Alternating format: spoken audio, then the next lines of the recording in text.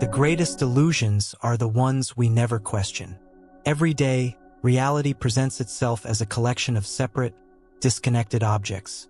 Your thoughts, your body, the people around you, the vast universe beyond.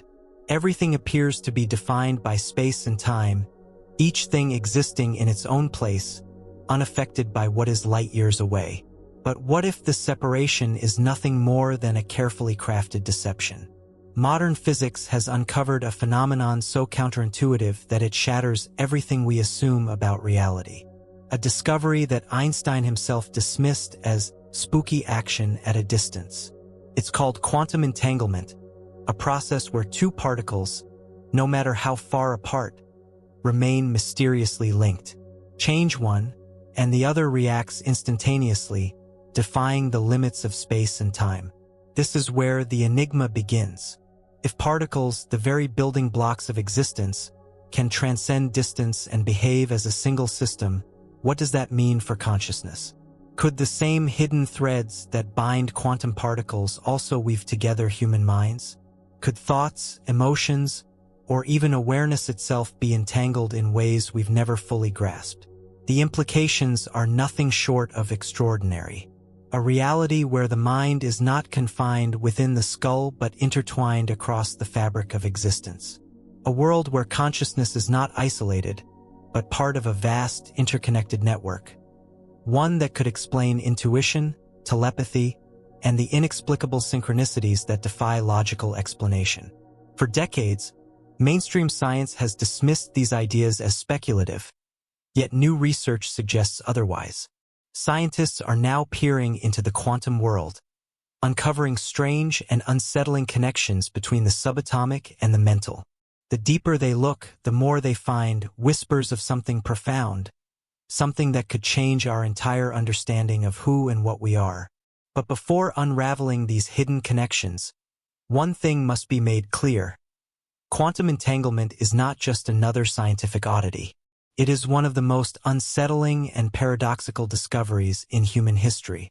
To understand why this is far more than a theoretical curiosity, we must start at the source, the nature of entanglement itself. Nothing in classical physics could have prepared humanity for what quantum mechanics revealed. Reality, as it turns out, does not operate according to the neat, predictable rules we once believed in. At the smallest scales, the universe behaves in ways that defy reason. Particles can be in multiple places at once, pass through barriers that should be impossible, and most mysteriously of all, become entangled. Entanglement is not a metaphor, nor is it a fringe idea. It has been experimentally proven over and over again. When two particles become entangled, their states remain synchronized regardless of distance. If one spins a certain way, the other follows even if separated by galaxies. There is no time delay, no exchange of signals, just an instant, unexplainable correlation that contradicts everything we know about space and time. This alone is enough to challenge the foundations of reality. But what happens when we apply the same principles to consciousness? The human brain, after all, is not a static machine. It is an intricate web of neural activity, constantly shifting and adapting. Could there be quantum processes within the brain that allow for a hidden form of communication? One that science is only beginning to detect. Some physicists and neuroscientists believe so. The controversial orchestrated objective reduction orchestra theory, proposed by Roger Penrose and Stuart Hameroff, suggests that consciousness arises from quantum processes occurring within microtubules, tiny structures inside brain cells. Unlike classical neural signals, these quantum processes could allow information to exist in superposition, multiple states at once, until a conscious decision collapses the possibilities into reality. This raises a profound question. If quantum states exist in the brain, could entanglement allow minds to be connected on a level that defies ordinary explanation? If neurons can interact in quantum states, then could human thoughts and emotions be part of a greater, unseen network? Consider the strange phenomenon of simultaneous thoughts, moments when two people suddenly think of the same idea at the exact same time. Or the way emotions can transfer across distances. where one person can feel another's pain without any physical communication. Traditional science writes these off as coincidence, but what if something deeper is at play? Quantum entanglement provides a model where such interactions are not only possible but inevitable. In a universe where distance becomes irrelevant at the quantum level, why should consciousness be bound by physical space? If two particles can remain linked, why not two minds? Skeptics argue that the brain is too warm and chaotic for delicate quantum states to persist, yet experiments continue to reveal quantum effects within biological systems. Researchers have already found evidence of quantum coherence in photosynthesis, suggesting that nature itself takes advantage of these bizarre principles. If plants can harness quantum mechanics, why should the human brain be any different? But the implications stretch far beyond isolated theories. If consciousness is entangled, then the mind is no longer an island. Instead of being locked inside our skulls, awareness could be part of a vast, interconnected field. Could this explain why some people claim to sense emotions or thoughts that are not their own? Could this be the scientific foundation for ancient spiritual beliefs that speak of unity, oneness, and the interconnectivity of all living beings? This is where science and mysticism begin to converge, where the boundaries between physics and philosophy blur. The questions that arise from this are not just theoretical. They challenge the very nature of existence. If the mind is entangled, then individual consciousness may be an illusion, a localized expression of something much larger. But if this is true, how far does the rabbit hole go? If human minds are interconnected, could this suggest a form of collective consciousness? Could thoughts be influenced not only by personal experiences but by an unseen web of shared information? For now, these questions remain at the cutting edge of research. But what is clear is that quantum entanglement is not just a property of particles. It is a fundamental feature of the universe itself. If the laws of physics allow for connections beyond space and time, then we must ask, what else have we failed to see? This is just the beginning. In the next part, we will explore the implications of quantum consciousness, how it could reshape everything from communication to technology, and even our understanding of what it means to be human. Consciousness is the foundation of everything, not just your personal reality, but the entire human experience. Every war, every invention, every work of art, and every act of kindness or destruction has been shaped by a certain level of awareness. But here's where things get interesting. There's a pattern to all of it. Ancient teachings spoke of enlightenment, higher states, and spiritual awakening. But modern psychology has uncovered something even deeper. There is a clear progression to consciousness, moving from survival-based fear to expansive awareness. The higher you go, the more reality itself seems to change. But what exactly is this progression? What separates someone stuck in limitation from someone who seems to move effortlessly through life? The answer is found in frequency. Every thought, every emotion, every belief carries an energetic signature. It's like a radio signal. Some people are unknowingly tuned to low, chaotic frequencies, while others are aligned with states of clarity and flow. This isn't philosophy, this is measurable. Dr. David Hawkins, a researcher in human consciousness, created a scale that mapped out these energy levels, from the lowest states of shame and guilt to the highest states of enlightenment and oneness. But he wasn't the first to do this. Thousands of years ago, Eastern traditions described these levels in different ways, calling them chakras, states of being, or levels of spiritual evolution. So why does this matter? Because if you don't know what level you're operating from, you have no control over your reality. Picture two people standing in the same room, looking at the same situation.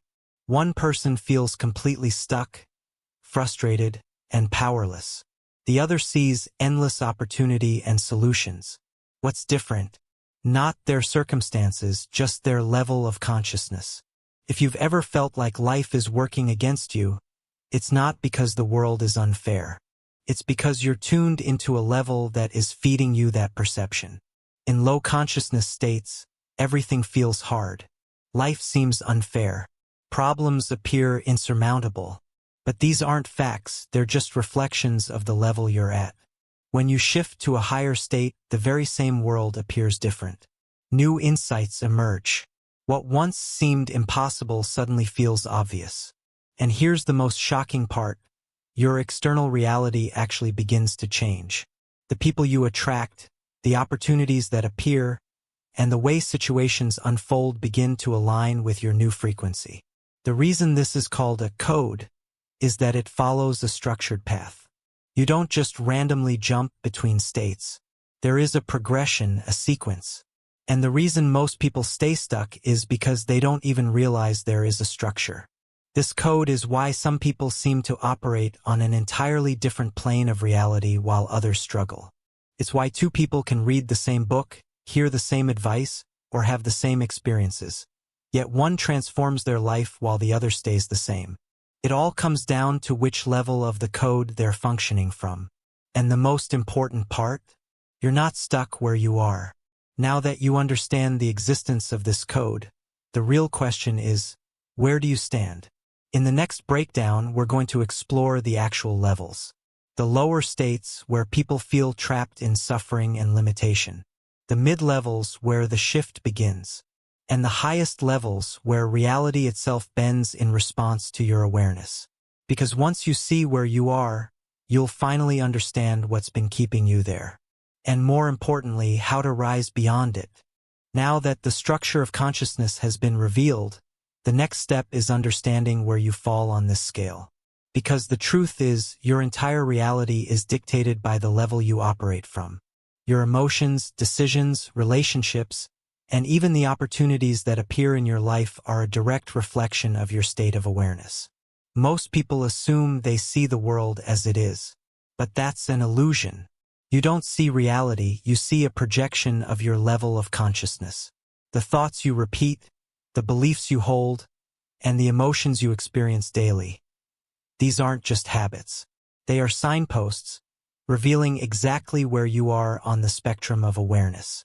So, let's break this down step by step. Because once you identify your level, the path to higher states becomes clear. And more importantly, you'll finally understand why certain things in your life have played out the way they have. The spectrum of consciousness, from suffering to mastery. Consciousness isn't just high or low, it moves through distinct phases. And within these phases, every emotion, thought pattern, and reaction aligns with a specific frequency. The lowest levels, the state of contraction. At the very bottom of the scale, life feels like a constant struggle. These states are rooted in powerlessness, where everything seems out of reach. Let's start at the absolute lowest. 1. Shame, energy of hopelessness. This is the heaviest state a human can experience. People in this state feel invisible, unworthy, and disconnected from life itself. It's as if existence is happening around them, but they have no real presence in it. In this level, self-sabotage is common. People reject opportunities before they even arise, convinced they aren't good enough. The world feels like a place of judgment, where every action leads to more rejection. But here's the secret. Shame is not reality. It's a filter. It colors every interaction, making even neutral situations feel unbearable. But this is just one level. And as soon as one sees it for what it is, the shift begins. 2. Guilt, energy of regret and self-punishment. One step above shame is guilt. Instead of feeling invisible, there's an internal battle of self-condemnation. Thoughts revolve around past mistakes, lost chances, and what should have been done differently. Guilt is the state where people feel undeserving of happiness. It keeps them stuck in cycles of self-sabotage, as if they must endlessly pay for past choices. But the key to moving beyond guilt is realizing you are not your past. Because guilt, like shame, is a program. And the moment it's recognized as a pattern rather than a truth, the structure begins to weaken. 3. Apathy, energy of resignation. Moving up the scale, we reach apathy, the level of complete detachment from hope. At this stage, people believe there's no use in trying. What's the point? Becomes the dominant thought. Apathy is deceptive because it appears rational. It convinces people that the world is against them, that effort is useless, and that happiness is something other people experience. But this is a hallucination of the mind, not an absolute truth. The moment someone questions this belief, even slightly, they begin to rise, because awareness itself is the first spark of transformation. Mid-level states, the awakening begins. Above the lowest states, consciousness begins to shift. Here, people no longer feel completely powerless, but they are still trapped in limitation, unaware of the greater expansion that awaits. 4. Fear, energy of survival. Fear is the level where most of society operates, not because they are constantly terrified, but because their decisions are rooted in avoidance rather than inspiration. Fear makes people chase security instead of passion. It convinces them to stay in relationships, jobs, and belief systems that no longer serve them, simply because the alternative seems too uncertain. But here's the key: fear is not reality. It is an internal projection based on past experiences, and the moment it is questioned, its power weakens. 5. Desire, energy of craving and attachment. Desire is often mistaken for a high state, but in reality, it is still a form of control. At this level, people believe happiness exists outside of them. The perfect career, the ideal partner, wealth, status. All of these become conditions for fulfillment. This is why people in this state chase goals endlessly, yet never feel fully satisfied. Because in this level, happiness is always one step away. But the moment one realizes that fulfillment is an internal state, not something to be earned or acquired, they begin to shift upward. 6. Anger, energy of rebellion and breakthrough. This may seem like a negative state, but anger is actually one of the most transformative levels. Why? Because for the first time, there is an energy of movement. Anger breaks through passivity. It shatters victimhood. People in this state refuse to accept limitations, and while this can be destructive, it is also the first sign of power returning. The key is not to stay in anger, but to use it as momentum to rise higher. The higher states, expansion and flow. Once past anger, a major shift happens. Awareness moves beyond personal struggles and into a state of true clarity. 7. Acceptance, energy of flow and presence. This is the level where resistance drops. Instead of fighting reality, there is a deep sense of alignment. Challenges no longer feel like punishments. They are simply part of the journey. People in this state trust the unfolding of life. They make decisions based on inner wisdom rather than external pressure. And most importantly, they stop looking for something to complete them. 8. Peace, energy of stillness and power. At this level, there is no longer an obsession with control. Life moves effortlessly, synchronicities become frequent, and emotions remain stable regardless of circumstances. Peace is not about withdrawing from the world. It is about seeing through the illusions that cause suffering. And once this state is reached, the highest level becomes possible. 9. Enlightenment, energy of non-dual awareness. The final stage is where consciousness itself dissolves into something beyond individual identity. Few reach this level, and words cannot describe it fully. It is the point where separation disappears and existence is seen as a single unified field. But enlightenment is not the goal. The true goal is understanding the code itself. Because once you see where you are, you have the power to shift. Where do you stand? This scale is not about judgment, it's about awareness. Because the moment you identify your current state, the process of shifting begins. In the next breakdown, we'll reveal the hidden traps that keep people stuck.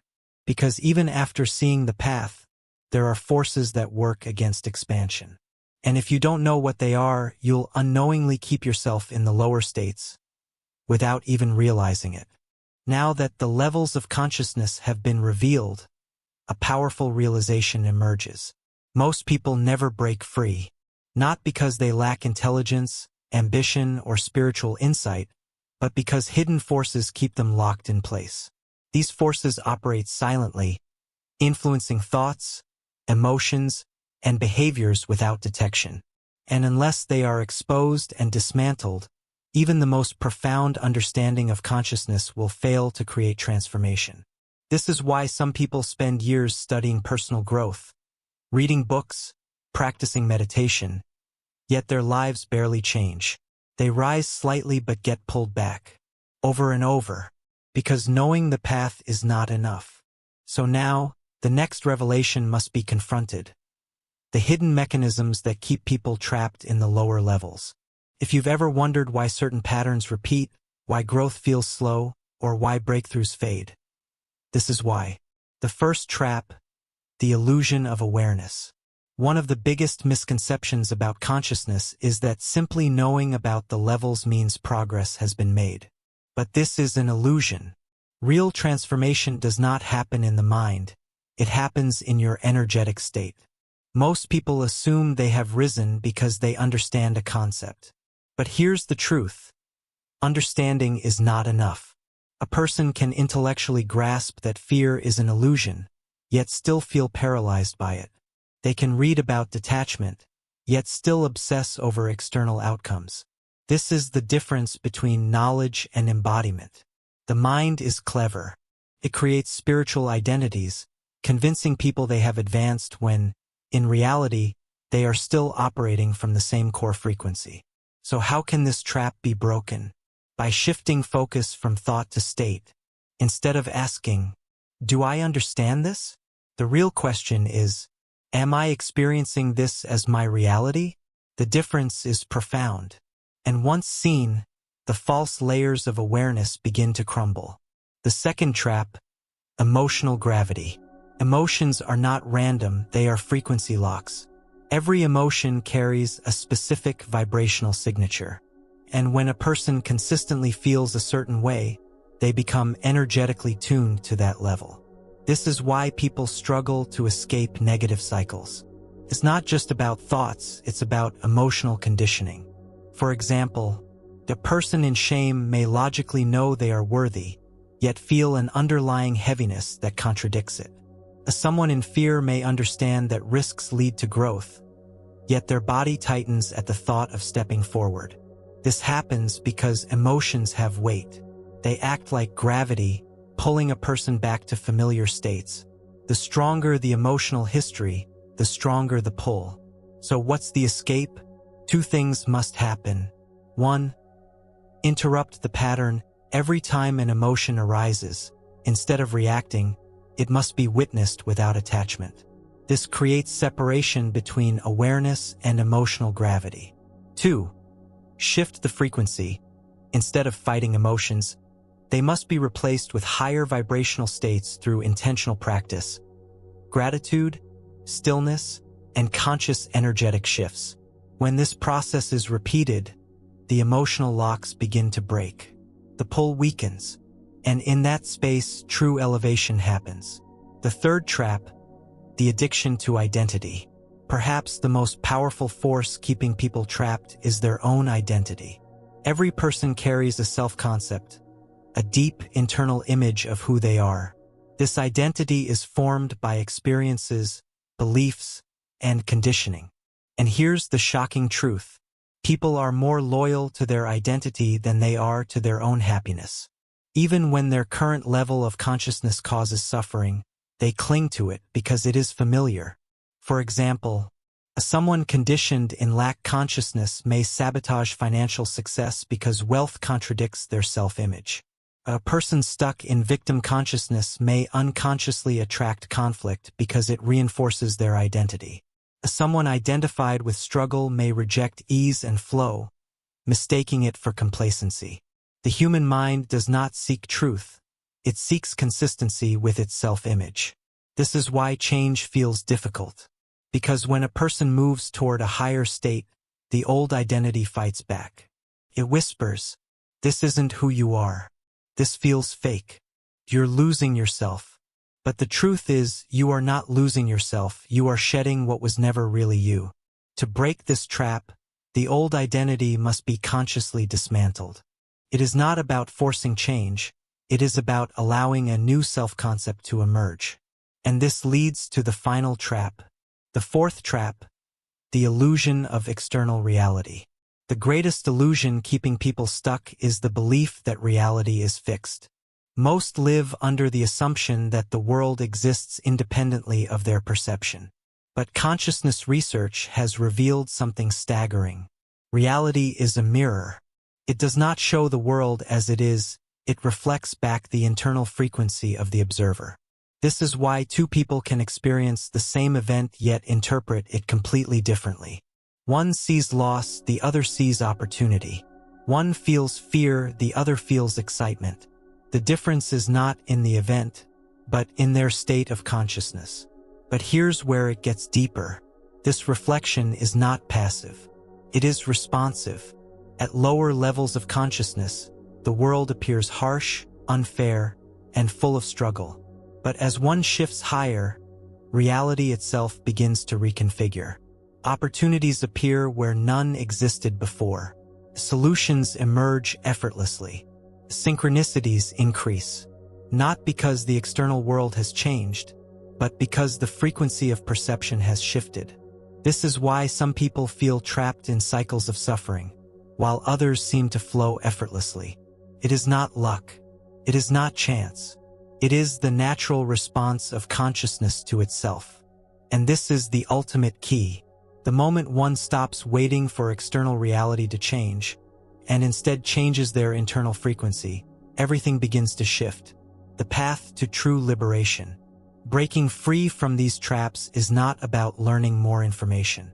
It is about recognizing the illusions for what they are, witnessing emotional patterns without attachment, releasing outdated identities, shifting internal frequencies before external reality changes. Most people approach transformation backward. They wait for proof. They wait for reality to change first, before allowing themselves to shift internally. But consciousness does not work this way. Reality is not the cause, it is the effect. And once this is understood, everything accelerates. Because instead of fighting the external world, the focus shifts inward, where the true power has always been. In the final section, we will explore the ultimate method for rising beyond the limitations of the mind. Because even after understanding all of this, one final key remains, the secret to permanently stabilizing in the higher states. And once that key is revealed, consciousness will no longer be a mystery. It will be yours to command. At this point, a critical truth has emerged. Consciousness is not random. It follows precise patterns. And every experience, whether struggle or flow, is a direct reflection of one's energetic state. But here's the real challenge. Most people experience temporary shifts. They rise for a moment, feeling a glimpse of higher awareness, freedom, and expansion. But then, slowly, they sink back. The old emotions return. The same patterns reappear. And they find themselves trapped in cycles of awakening and relapse, never fully stabilizing at the next level. Why? Because rising in consciousness is not just about understanding, it is about mastery. And mastery requires something most people overlook, the final key. This key is what separates those who permanently transcend into higher states from those who remain stuck in temporary breakthroughs. It is the difference between fleeting inspiration and lasting transformation. And now it's time to reveal what that key is. The mistake most people make is believing that higher consciousness is something they must chase. They try to achieve it. They try to grasp it. But this approach creates resistance. Because the more one struggles to reach a higher state, the more they affirm that they are not already there. And here's the paradox. Consciousness does not work through effort. It works through resonance. A person does not climb to higher states. They release the lower ones and naturally rise. This is why many people remain stuck. They spend years trying to elevate, unaware that the very effort is what holds them back. The real secret is this. Letting go of resistance is more powerful than trying to rise. Because consciousness is like a balloon. It naturally floats unless something weighs it down. Instead of pushing upward, the key is to remove the weight. And this is where the process of stabilization begins. Step 1. the shift from seeking to being. Most people approach consciousness as a goal, something to attain. But this mindset keeps them trapped in separation, the illusion that higher states exist outside of them. The moment one stops trying to reach a state and instead starts being it, everything changes. This means, instead of waiting for external proof of abundance, one feels abundant first. Instead of seeking love externally, one radiates love internally. Instead of trying to escape suffering, one becomes still within it, watching it dissolve on its own. The shift is subtle but life-changing. Because the instant one embodies a frequency, reality has no choice but to mirror it back. And this is how stabilization begins. Step 2. Breaking the cycle of emotional relapse. One of the biggest obstacles to stabilization is emotional relapse. This happens when someone experiences a breakthrough, then later finds themselves pulled back into old emotions, habits, and thought patterns. The reason this happens is energetic momentum. Just like a train moving at full speed cannot stop instantly, emotional patterns have inertia. They don't disappear overnight. So what's the solution? 2 things must happen. 1. Detach from emotional echoes. When old feelings arise, instead of reacting or fearing that progress is lost, they must be observed without identification. Every time this happens, their grip weakens. 2. Neutralize the charge. Any emotion that has been fully felt without resistance loses its power. The reason emotions linger is because they are usually suppressed or resisted. But the moment an emotion is faced without avoidance, it dissolves. This is how old emotional patterns are permanently released. And once the emotional body is no longer weighed down, consciousness stabilizes naturally. Step 3. The collapse of time. Why stabilization must happen now. One of the most overlooked factors in consciousness mastery is the illusion of time. Most people tell themselves, I will reach this state someday. I'm working toward it. I'm improving gradually. But these thoughts create a perpetual delay. Because as long as the mind projects awakening into the future, it never arrives. Here's the ultimate secret. Consciousness is not linear. It is quantum. A person does not become something over time. They collapse time by deciding to be it now. This means, instead of believing enlightenment is years away, they assume it's already true. Instead of waiting for external change, they act from the frequency of already having shifted. Instead of hoping, wishing, or striving, they embody the truth immediately. And when this happens, reality accelerates to match the new timeline. Step 4. The ultimate stabilizer, identity reprogramming. The final step in permanent stabilization is identity. Because even after emotional patterns dissolve and time collapses, a person's identity will always dictate their state. If someone unconsciously identifies as a lower version of themselves, they will constantly snap back to that level.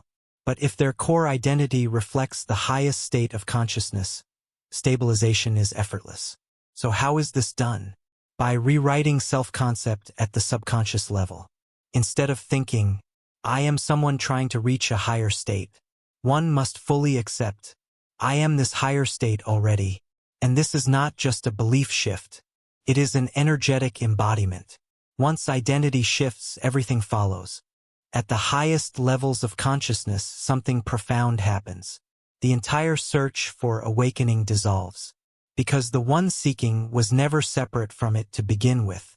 This is the paradox of enlightenment. There is nothing to reach. There is nowhere to go. You are already the thing you are looking for. The moment this is realized, not just intellectually, but deeply felt, the cycle of struggle ends. There is no more effort, no more seeking, no more resistance. Just pure being. And in that state, consciousness is fully stabilized. Not for a moment, not temporarily, but permanently. Because once you awaken to the truth of who you are, there is no going back. At the beginning of this journey, the levels of consciousness code seemed like a mystery. But now it is clear. The code was never outside of you. It was never hidden in books, teachers, or external knowledge. It has always been within you, waiting to be activated. And the moment you choose to step beyond illusion, it is yours. This is not theory. This is the reality of consciousness. And now the choice is yours. Stay within the cycles of limitation or rise beyond them for good. Because once the code is fully seen, it cannot be unseen. And from this moment forward, everything shifts.